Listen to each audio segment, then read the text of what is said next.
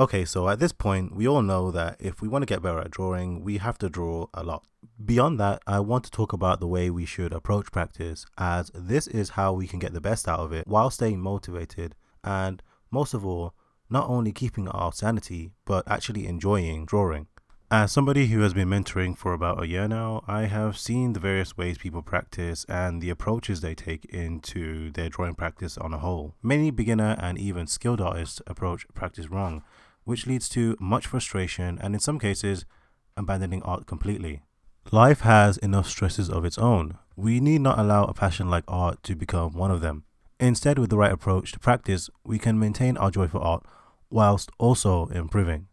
Speaking from my own experience, I can say that in the past, my own faulty approach to art practice only resulted in anxiety while staring at the blank page. It did not make me want to draw more. I'm going to share with you the approach that I have in my practice, which gives me clarity and keeps me motivated about my drawing. One of the most difficult things to go through as an artist is feeling like you're not progressing. It's discouraging and demotivating. We rightly recognize that seeing progress is important, as it tells us that our efforts are not in vain, that they're not wasted.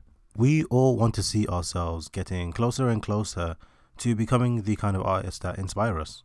The truth, despite what you might think, is that it's actually very easy to see progress, even in the short term, but we often miss these opportunities due to taking on the wrong mindset. I want to tell you that we can generate progress and thus our own motivation.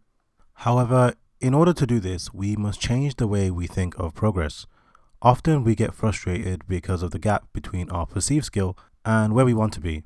We cannot will ourselves to cross this gap. Couple that with how long we may have been drawing for and what we might expect for ourselves at this point in our journey, and frustration only increases.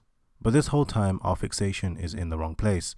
We must set high goals for ourselves, but along with this, we must also set goals within our reach.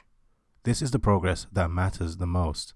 If drawing practice is a marathon, then drawing without setting small achievable goals is like running a marathon with blindfolds on. You need to see that you are making some progress in order to stay motivated, but you can't see progress if you never set small goals and evaluate them as you go along. See, the problem with setting only high goals is you get so fixated on them, you miss the progress you're making along the way. It's important to take notice of this improvement, as this is actually what keeps us motivated and builds our confidence in our ability and our capacity to improve. When I realized this, it transformed the way I practiced, and I started to enjoy it again, as it took the pressure off of being at a certain level in the present and allowed me to take notice of all those small improvements. When we don't take notice of small improvements, we will not have the motivation and confidence to continue. So what does this actually look like in practice? Well, firstly, you should start with what you know. What can you already draw? Can you only draw a face from one angle? Keep drawing a face from that angle. Can you only draw one pose? Keep drawing that one pose. There's one benefit to staying in your comfort zone, and that is that the things you do come out well. And by seeing your drawings come out well, you're going to gain confidence. You're going to stay motivated.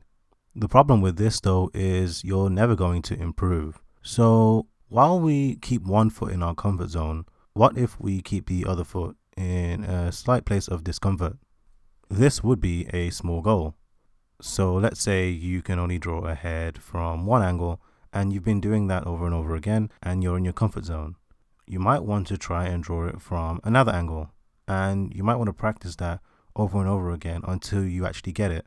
And when you get it and you're able to do it with ease, that would be the achievement of a small goal. It simply doesn't matter that there are other artists out there that can draw faces in all angles. The fact of the matter is you have just achieved an addition to your skill, and that is what you should be focusing on. I just want to add a quick caution against setting a small goal like draw heads from any angle. The problem with a goal like this is it is simply not a small goal. I would categorize that more as a milestone, which is definitely one you should aim for, but I wouldn't categorize it as a small goal, because it's going to be a while before you actually are able to do this. And what we want with small goals is we want to be able to achieve them in the near future with some decent amount of challenge, but not too much challenge such that we're stuck practicing for a very long time. We want to get quick feedback that gives us confidence to continue. What you're seeing in this drawing I'm doing is an example of this. Most of what is being drawn here is in my comfort zone. However, I always struggled with drawing hands that were holding guns, especially when they're pointed towards the camera in a very foreshortened position. So for the past month or so, amongst my other practice, I have also been simply practicing drawing hands holding guns in various positions, but most importantly, the forward-facing foreshortened position.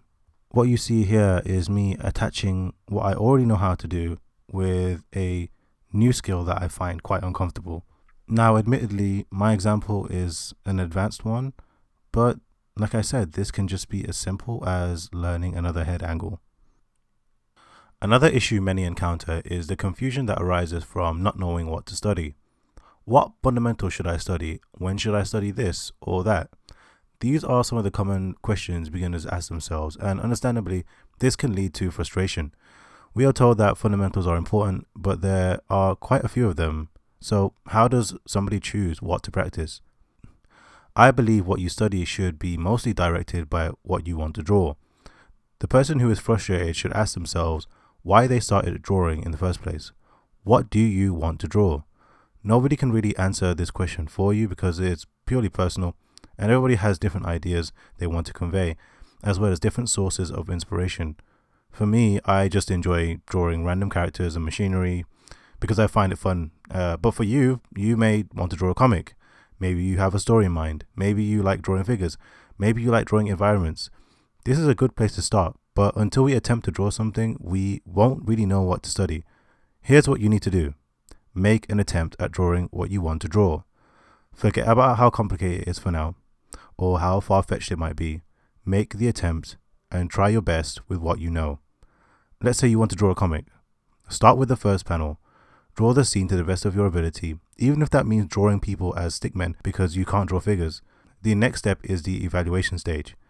Pick a few things that you didn't do so well and make those your priority for some time. That's what you want to focus your study on. Maybe you tried to draw a fight scene and your figure drawing didn't look so good. Well, now you should work on your figure drawing with the intention to eventually draw a fight scene. The benefit of this underlying goal is that it will dictate how you study figure drawing and keep you focused on what's important to convey in your scene. Perhaps you will study figures with an emphasis on dynamic, muscular figures.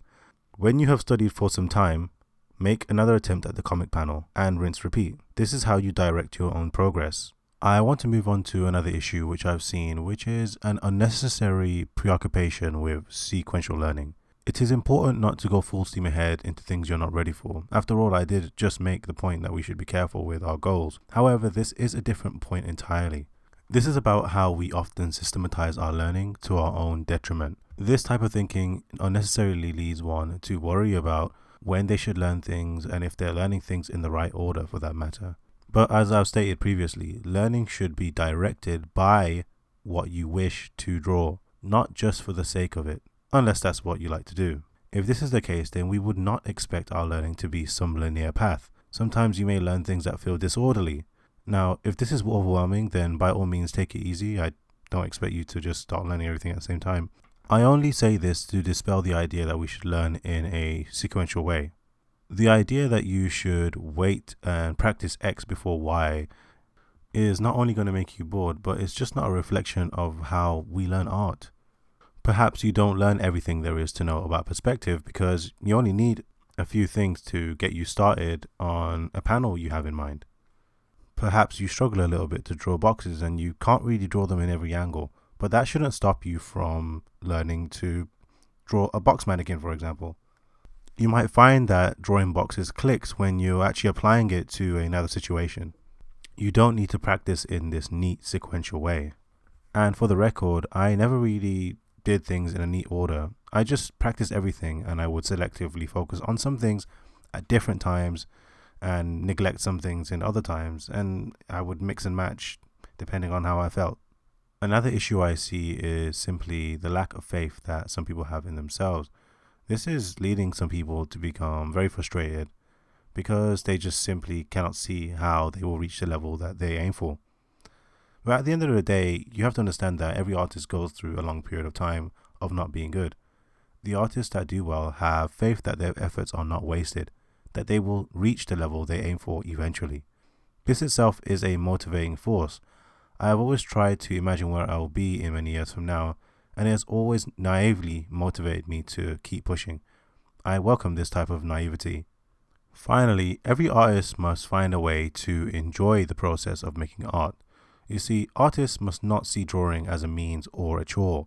It is important to develop enjoyment for the craft itself, not only the completion of a work. The best way I have cultivated this is to make drawing as relaxing as possible. Put some music on, put a podcast on, or in my case, some trash TV, and draw something really easy so you aren't focused on the result. Draw something that you know you can do and work your way up to difficulty. This is going to help you enjoy the act itself. Don't treat it like a chore, treat it like leisure. I'm interested in how you guys have learned to enjoy art and how you get past various frustrations. I'd love to read your comments, so please let me know what you think. As always, I still have mentorship slots open. I'm currently still mentoring on the visualization and drawing from imagination. So if anybody's interested, you can find information in the description below. If you're struggling to draw from imagination, check out my series on drawing from imagination and check out my resources that might help you in the links below. Remember to like this video and please subscribe if you're new. And thanks for watching.